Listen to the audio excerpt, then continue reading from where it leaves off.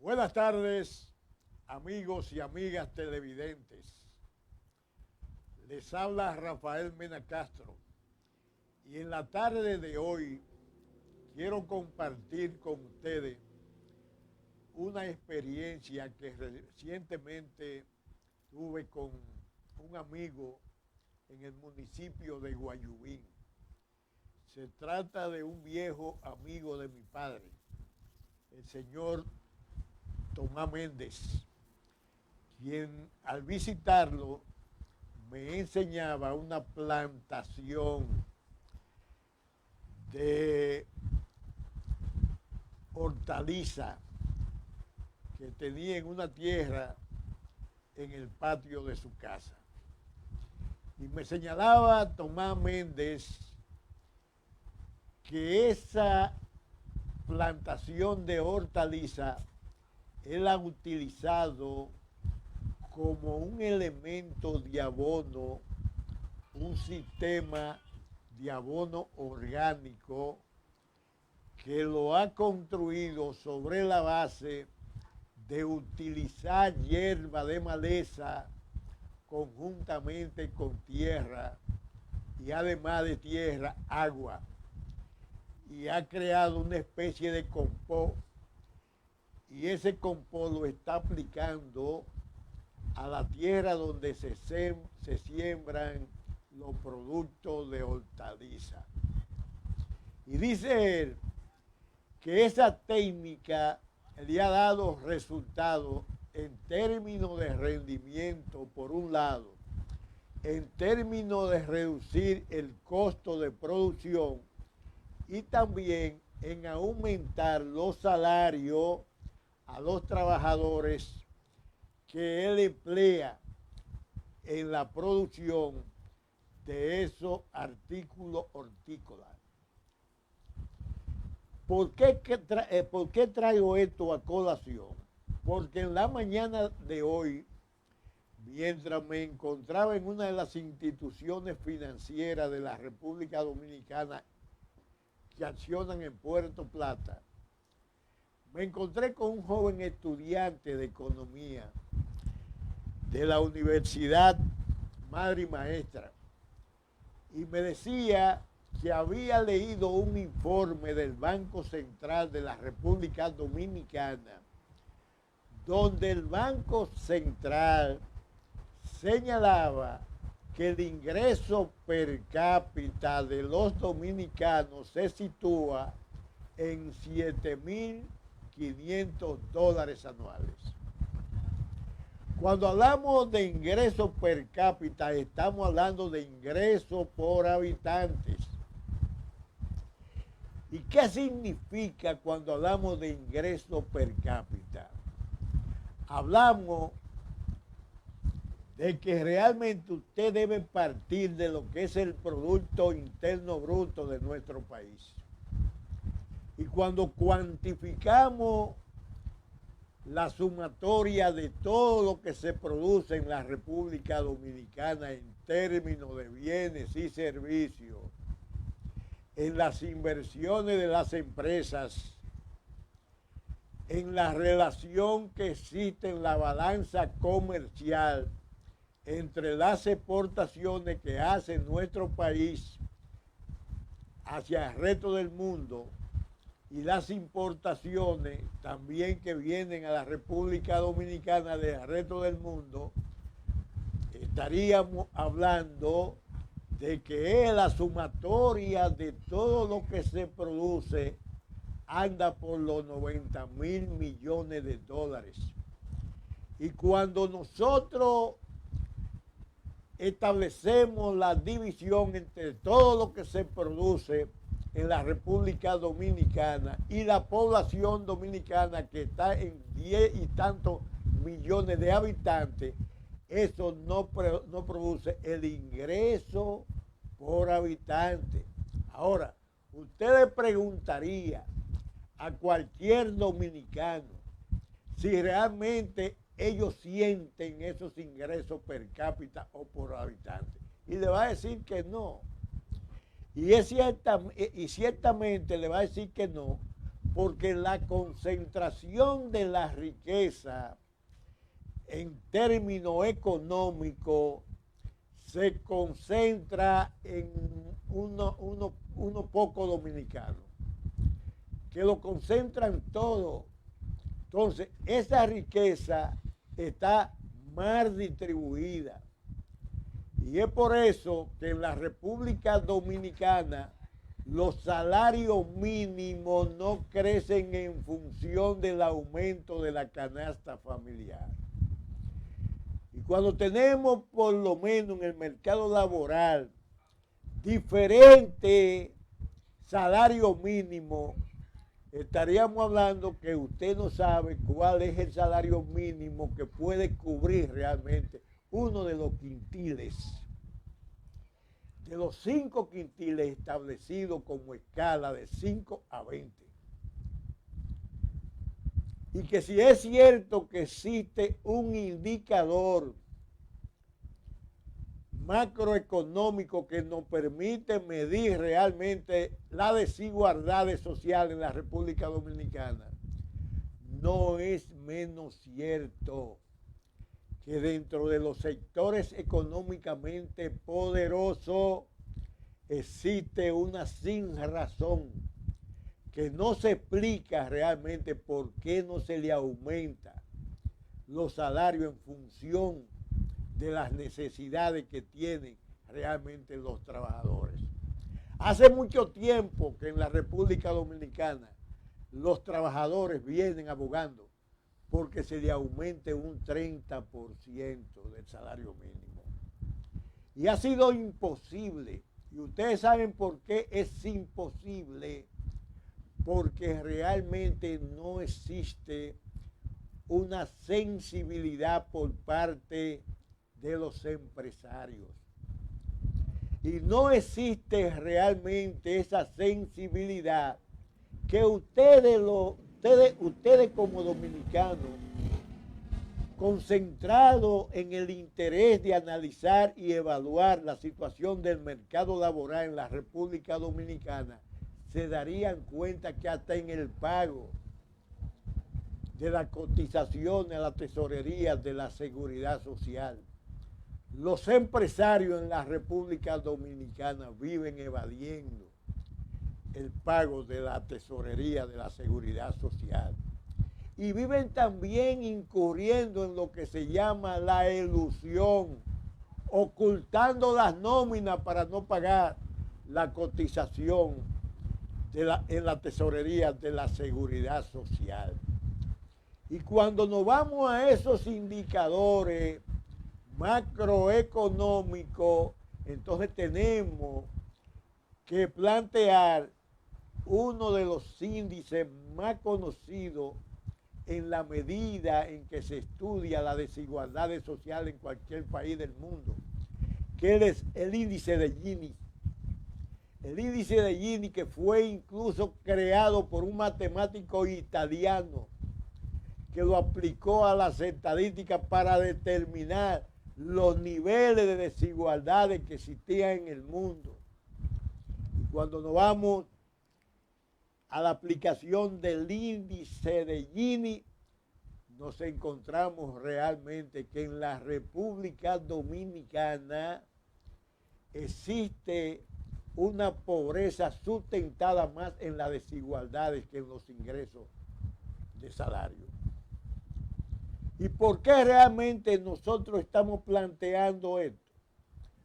Porque hace 3 días el Banco Central de la República, con toda seguridad que ese joven observó en ese informe del Banco Central de nuestro país, de que el ingreso per cápita de los dominicanos se situaba en $7.500 anuales. Es decir, de todo lo que producimos, a cada uno de los dominicanos le toca $7.500 anual. Y eso en realidad no lo siente fundamentalmente el dominicano. ¿Por qué no lo siente?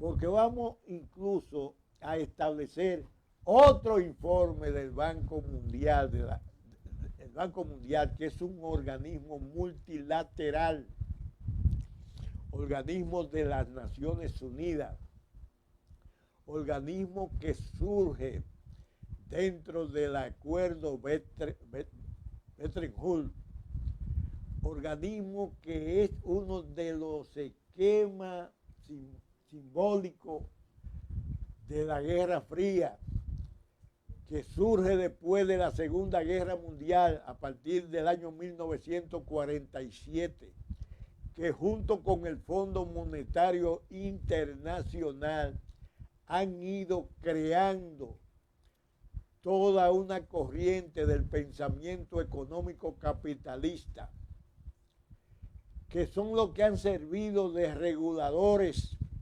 tanto del sistema financiero como del sistema monetario, que son dos organismos básicamente orientados y consolidados por los intereses capitalistas mundial. Entonces, si dice el Banco Mundial que clasifica a la clase media en países emergentes como la República Dominicana en dos clasificaciones: la clase media alta y la clase media baja. Cuando habla de clase media alta, dice el Banco Mundial que la clase media alta se define por aquellos que devengan un salario de $50 diarios. Y la clase media baja es aquella que recibe un salario de $15 diarios. Cuando nosotros analizamos el comportamiento de la clase media alta y la clase media baja, nos damos cuenta, amigos y amigas televidentes, que esa clase media alta está situada casi en los 200,000 pesos mensuales. Y que por concepto de esos 200,000 pesos mensuales, a esa clase media se le aplica 25% del impuesto sobre la renta.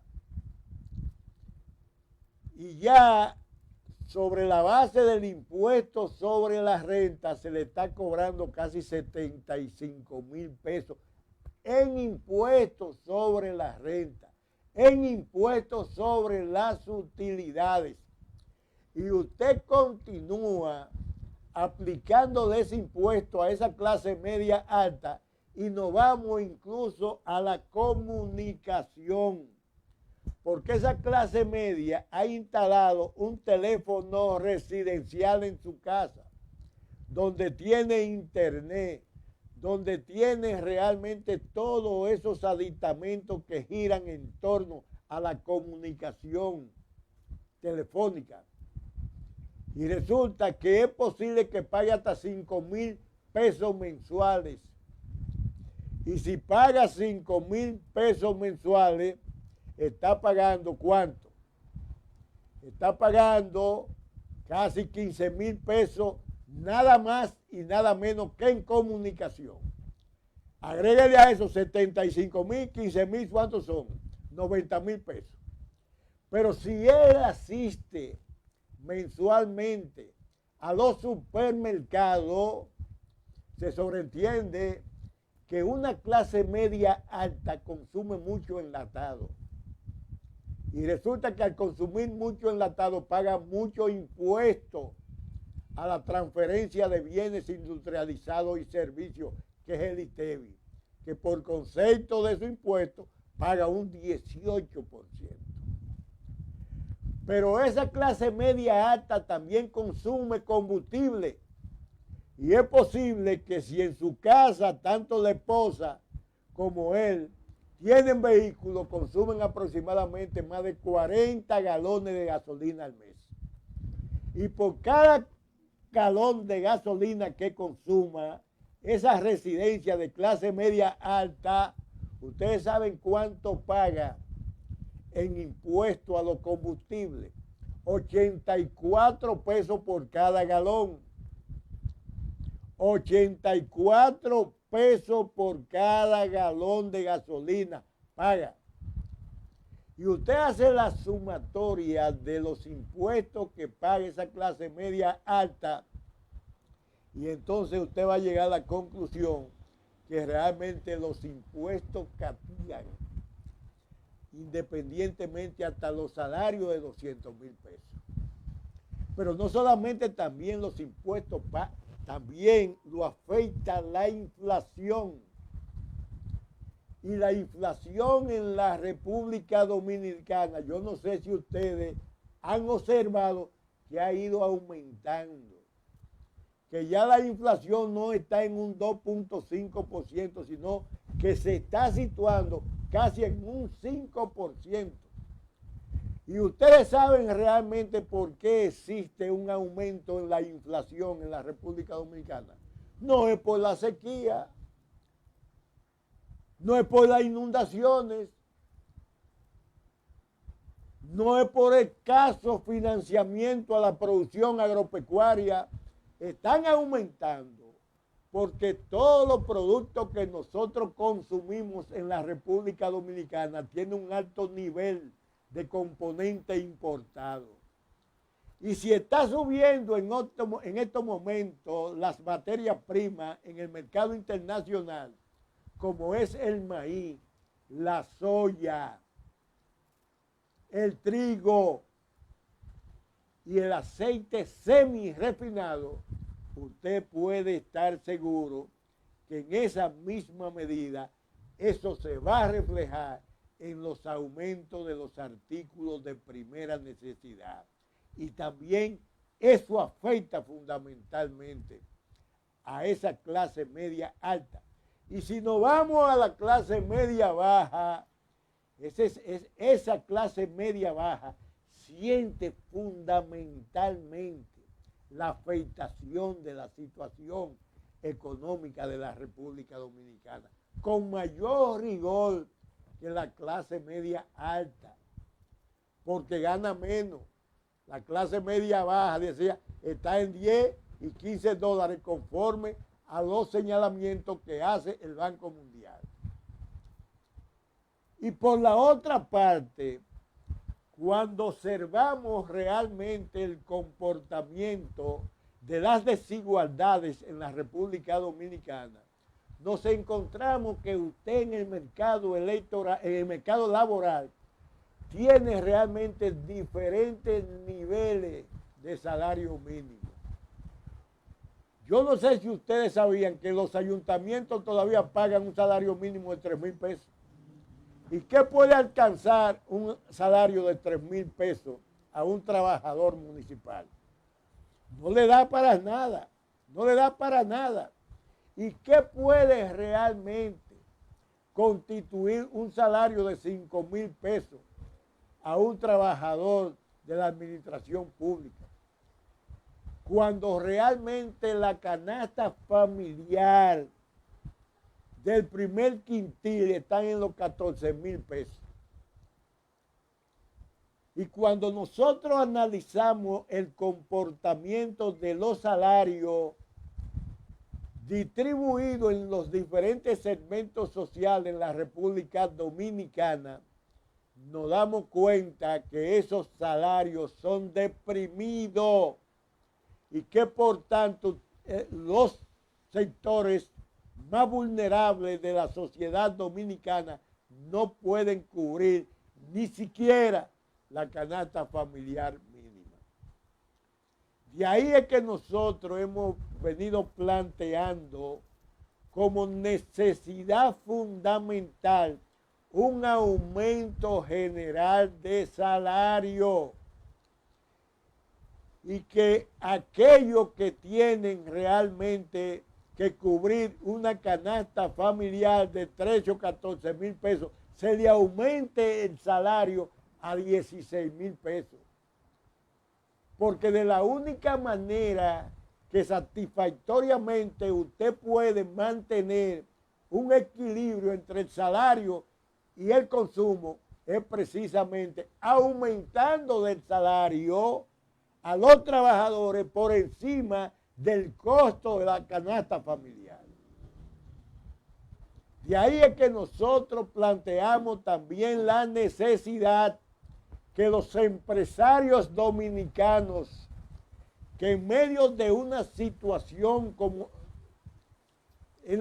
la que prevalece en la República Dominicana, sean lo suficientemente solidarios, sean lo suficientemente sensibles y que observen con detenimiento cuál es la real situación que padecen los trabajadores de la República Dominicana. En estos momentos tenemos aproximadamente más de 750,000 trabajadores que usted no sabe cuál es su estatus. Usted no sabe si esos trabajadores en el mes de diciembre van a cobrar su regalía pascual. Y eso está en entredicho, porque realmente sus contratos de trabajo fueron suspendidos. Y usted no sabe cuál es realmente la situación de sus pasivos laborales. Usted no sabe cuál es la suerte de esa gran cantidad de trabajadores cuyos contratos han sido suspendidos por las empresas y que algunas empresas también han ido a la quiebra. Usted no sabe cuál es la real situación también de esa gran comunidad de empleados informales que no están protegidos por la seguridad social. Y sobre todo en un país como la República Dominicana, que quiera si o no se quiera, admítalo o no lo admita el gobierno, estamos atravesando por una situación sumamente difícil desde el punto de vista económico, donde la caída en realidad de los ingresos tributarios exponencialmente se han caído. Y que eso también implica una situación difícil para el gobierno. Y eso implica una situación difícil para la sociedad dominicana. Y es por eso que el gobierno, quiera o no se quiera, y yo le reconozco eso al gobierno del presidente de la República, Luis Abinader, en medio de esta pandemia, en medio de esta situación de crisis sanitaria, de crisis económica, cuando su funcionario, por ejemplo, el encargado de impuestos del impuesto interno, la Dirección General de Impuestos Internos, que es uno de los órganos de administración tributaria, señala que ellos en el mes de agosto prácticamente recaudaron más que todo lo que se recaudó en el mes de agosto del 2019. Pero él tiene que darse cuenta que lo que él está recibiendo en realidad son los ingresos del impuesto sobre la renta de los sectores de qué, de los sectores que pagan esos impuestos, que en el mes de agosto era que se estaban pagando, era en el mes de agosto que se estaban pagando y fueron declarados en el mes de marzo. Y por eso dice él que en realidad se ha recaudado más dinero que lo que se recaudó en el año 2019. El 2019 es uno de los años más importantes desde el punto de las recaudaciones tributarias. Pero ellos dicen, pues, y eso es bueno, eso es bueno. Me gustó también de que él señalaba que esa ley 4620, aprobada en febrero 5 del año 2020, era una ley importante y que eso iba a contribuir a darle mayor nivel de ingresos tributarios al gobierno del presidente Luis Abinader, cuando realmente los contribuyentes se acojan a esa ley a través de una norma, la norma 05-2020, que le permite a los contribuyentes acogerse a la ley 4620 a los fines de participar en la amnistía fiscal. ¿Y qué es la amnistía fiscal? La amnistía fiscal le va precisamente a liberar a los contribuyentes de toda la mora, de los intereses y sobre todo de la tasa efectiva de tributación a los contribuyentes para que ellos puedan transparentar y puedan regularizar su patrimonio. De ahí es que nosotros entendemos que realmente el gobierno tiene que accionar sobre la base de mucha sinceridad y reconocerle incluso los aspectos positivos que encontró del gobierno pasado y no ocultar eso y no decir que encontró un país realmente quebrado cuando apenas hace un mes y pico o 2 meses fueron a los mercados de capitales internacionales y colocaron 3.800 millones de dólares. Otro aspecto importante. Ustedes van con la ampliación de la tercera línea del metro. Díganle al país que eso eran fondos que lo encontraron ustedes ahí de un préstamo del gobierno francés a la República Dominicana, precisamente especializado para continuar la tercera línea del metro. Díganle al país, en realidad, que ese puerto de Barahona también fue una consecución del gobierno pasado. Ahora, aclárenle al país, amigos del gobierno, el contenido del acuerdo de la Barrigol para determinar de dónde van a salir esos recursos que le va a entregar la Barrigol para financiar el presupuesto del 2021, puesto que avanzó 47 millones de dólares que se van a invertir en el 2020. Y eso hay que darle una explicación al pueblo, porque ustedes surgieron al poder precisamente con un contenido y un discurso de transparencia. Díganle al país qué es lo que la Barrigol va a hacer en Monteplata. ¿Por qué ya se le entregó la exploración a Barrigol en la loma de Peralvillo? ¿Por qué realmente, en realidad, se le han entregado facilidades a la Barrigol? ¿Y por qué se va a construir un nuevo acueducto con los aportes que hizo la Barrigol en Monteplata? ¿Qué piensa hacer la Barrigol ahí si no piensa ser real y efectivamente una presa de cola para meter todos los óxidos venenosos que arrojen los desperdicios y los desechos de la extracción del oro en Pueblo Viejo? Vamos a hablar con claridad, vamos a hablar con sentido de la responsabilidad. Vamos a decirle al pueblo en realidad qué es lo que está pasando. Porque aquí nadie está interesado en que el gobierno de Luis Abinader quede mal. Todos estamos esperanzados de que usted actúe bien, señor presidente. Pero vamos a hablar en nombre de la transparencia. Porque en nombre de la transparencia, el gobierno, su equipo económico, señor presidente, no jugó bien con el pueblo dominicano cuando sometió una pequeña reforma tributaria en el presupuesto correspondiente al año 2021. ¿Y cuál era el contenido de esa reforma tributaria? insertada en el presupuesto del año 2021. Bueno, que se iba a grabar el sueldo número 13, la regalía pascual, con un impuesto sobre la renta.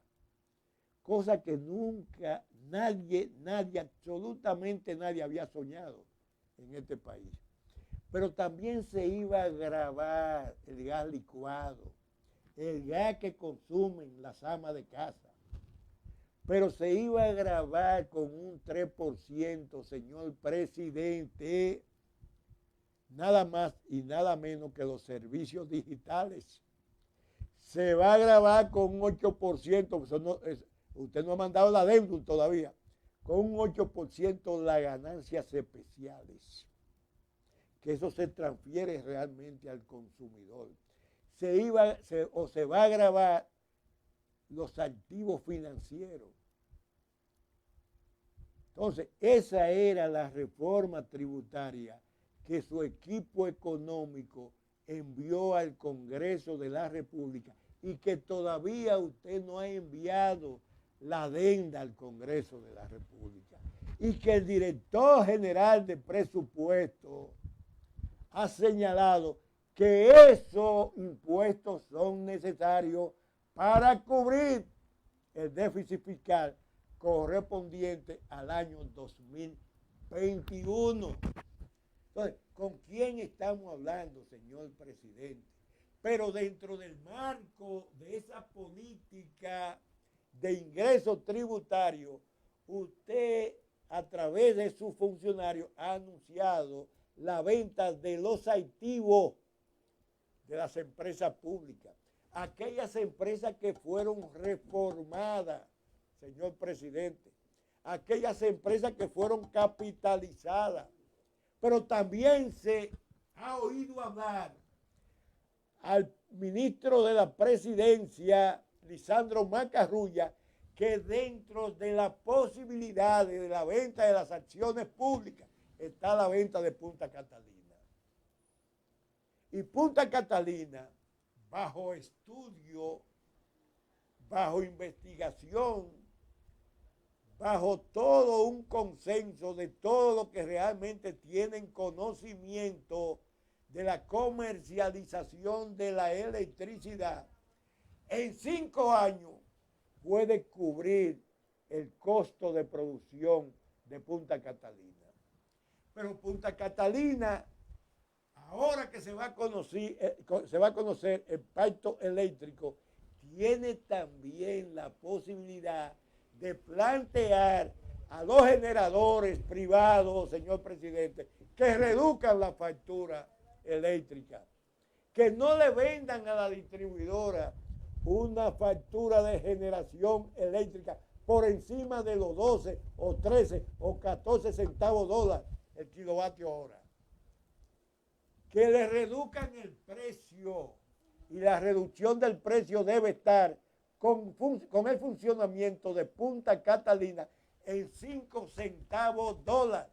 Y por tanto, eso obligaría a la distribuidora a reducir la facturación eléctrica. Vamos a hablar con claridad, señor presidente. Usted es un hombre que tiene buenas intenciones. Usted es un presidente que todos sabemos que independientemente a la emulación que usted tenga con la visita todos los domingos a diferentes provincias, usted está emulando aquella visita sorpresa del presidente Danilo Medina. Pero vamos a hablar con mucha sinceridad, vamos a hablar con claridad. Vamos a hablar con lo que le interesa al pueblo dominicano. Al pueblo dominicano le interesa la transparencia. Al pueblo dominicano lo que le interesa realmente la lucha frontal en contra de la corrupción. Y sabemos que usted ha nombrado un ministerio público independiente. Y sabemos también que usted ha nombrado una Junta Central Electoral independiente. Pero queremos realmente que esa transparencia sea el resultado virtualmente de un mensaje hacia el pueblo dominicano. Si queremos transparencia, señor presidente de la República, vamos a decirle la verdad. Primero vamos a darle a conocer el acuerdo con la Barrigor y los sectores financieros de la República Dominicana. Pero además, señor presidente, vamos a informarle al pueblo dominicano qué vamos a hacer con esa mini reforma tributaria insertada en el presupuesto general del Estado correspondiente al año 2021. ¿Y qué vamos a hacer con muchas cosas? Porque usted ofreció hace como 2 meses y pico que se le iba a aumentar o a crear una pensión a los cañeros. Y sin embargo, en el día de ayer estaban protestando frente al Congreso, reclamando ese aumento o esa creación de las pensiones a esos cañeros. Usted asumió el compromiso de entregarle aproximadamente 15,000 viviendas a los damnificados de Altomayor, y en el día de ayer estaban realmente reclamándole a usted, señor presidente, la construcción de esas 15,000 viviendas. Entonces, de la misma manera que sabemos que usted está haciendo todo lo imposible, que ha hecho un ejercicio permanente de movilidad en el gobierno, también debemos decirle y recordarle la verdad. Queremos transparencia, queremos cumplimiento a lo ofrecido, porque de eso se trata, señor presidente. Muchas gracias y que pase buenas tardes.